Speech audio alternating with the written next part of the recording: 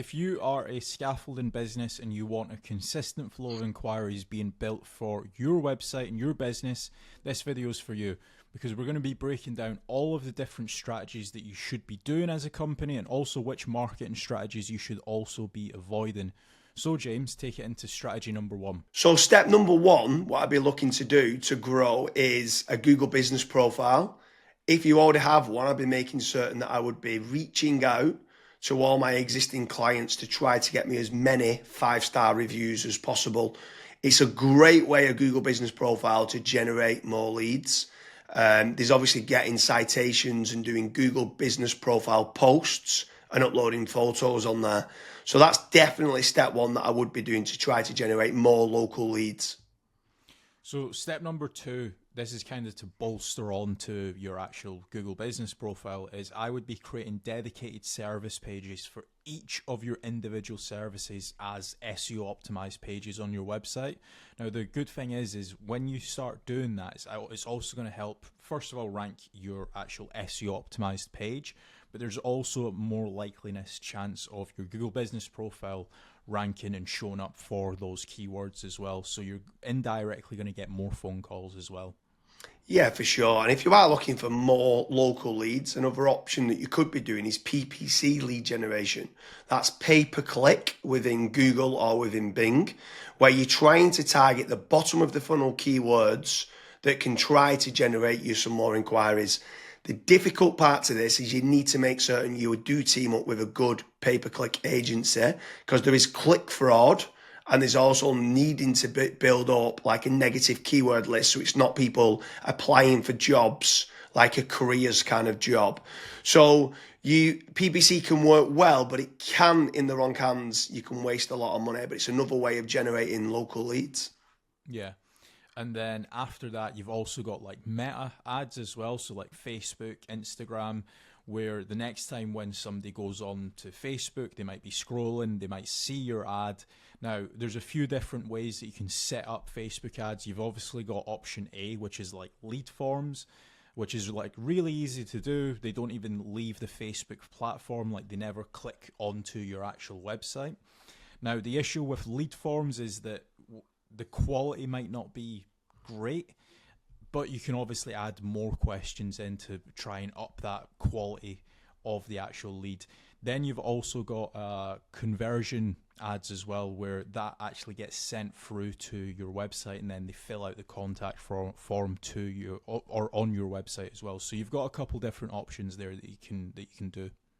Yeah, for sure. And then another way to grow more local leads could be organic social media.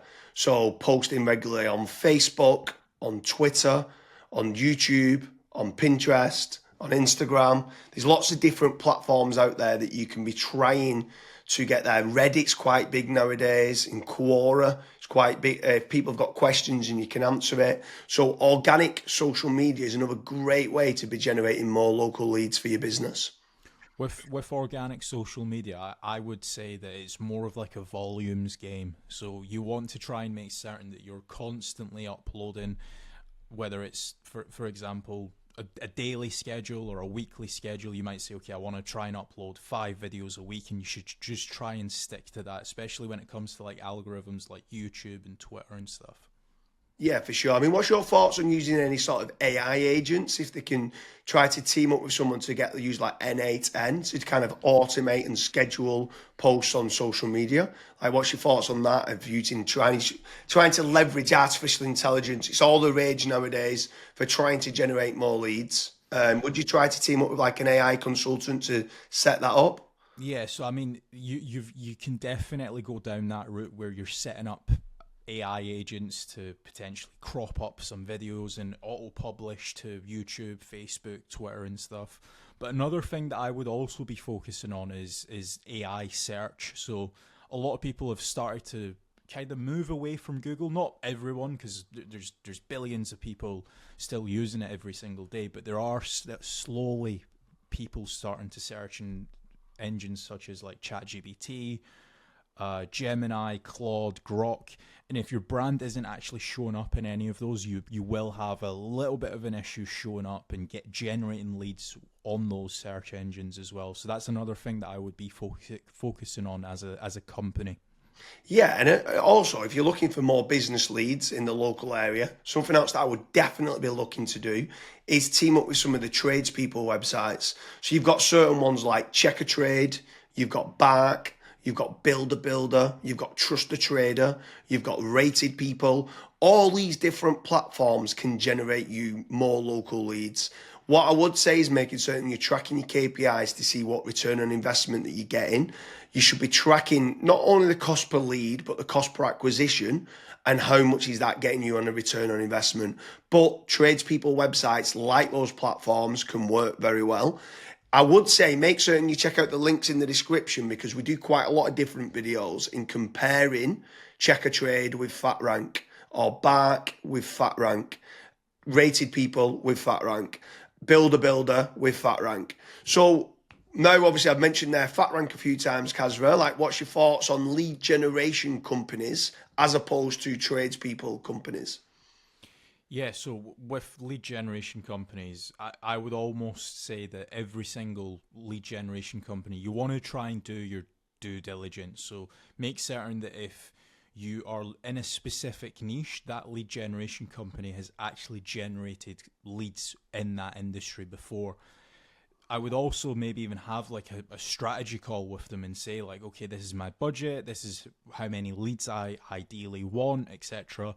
To make certain that if your actual KPIs do align with that lead generation company, you also want to make certain that what type of leads are they? Are they exclusive leads? Are the leads only going through to yourself? Or are they, for example, shared leads, which that's what a lot of other lead generation tools and lead generation companies do. Like, for example, Bark and Check a Trade and stuff. Whenever myself and James have spoke to company owners that have used those services, that's one of their biggest pain points where they say, yeah, it's a shared lead and it's kind of a rat race down to the bottom of who's the cheapest, basically. So that's a couple things that I would be asking lead generation companies before partnering up with them. Yeah, for sure. I mean, if anyone is interested in generating more local leads, I strongly recommend heading over to fatrank.com, where we have a commission-based lead generation service. That means you only pay a finder's fee on converted jobs. You have nothing to pay on the pay per lead. You have nothing to pay until you get paid, until you convert that job on a pay per sale basis and you've completed the job and been paid. That's when you only have to pay fatrank.com. So head on over to fatrank.com to see whether you qualify. But I want to kind of expand a little bit further, right? So what is your thoughts on inbound lead generation versus outbound lead generation? So I always prefer inbound. The conversion rate of not just getting the lead, but the lead actually converting into a paying customer, into money coming into your business bank account is a lot higher. The last stat that I saw for that was something like 16.1% end up converting into a paying customer as opposed to 1.4% when it's a outbound lead. Yeah, that's pretty crazy. That's like a 12... But yeah, it's 12 times more conversion. Yeah, Like, it's exactly. crazy how much more conversion that is. You need to do a lot of volume for kind of outbound, whether it's cold calling or cold email or like LinkedIn Sales Navigator and stuff like that. And sometimes you just need a lot more staff to do it as well. And people sometimes don't. They're looking at the cost going, I want to generate 3 leads.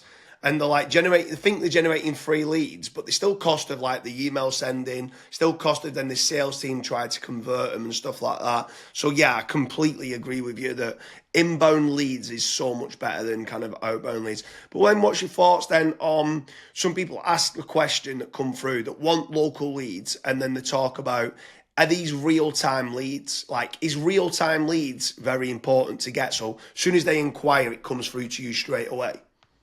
Yeah, it's very important. I think the last stat that obviously we this was internally that we saw was if you are able to get a real time lead, it converts 60% higher than was it 60 or 65%? 60, I think I think like 63% higher.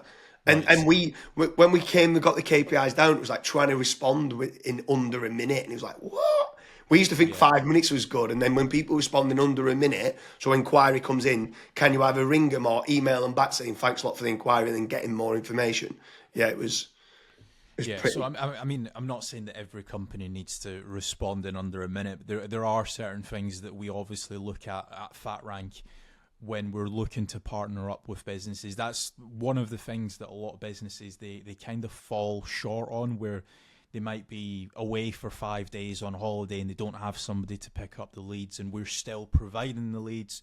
So there's all these little different nuances that we look at when we are partnering up with companies. But the best thing that I would recommend to anyone that's looking to scale their business, that's looking to get a consistent flow of in high quality leads, is just fill out the form at FatRank. The team will tell you if you're the right fit or if you're not, and we'll also tell you and give you feedback why you're not the right fit and what you should do as your next steps. So I hope you like all the different lead generation strategies there that we've gone through for growing a scaffolding company. If you are serious about growing and you are a scaffolding company, make sure you're heading over to fatrank.com, where hopefully we can start to generate you more scaffolding leads.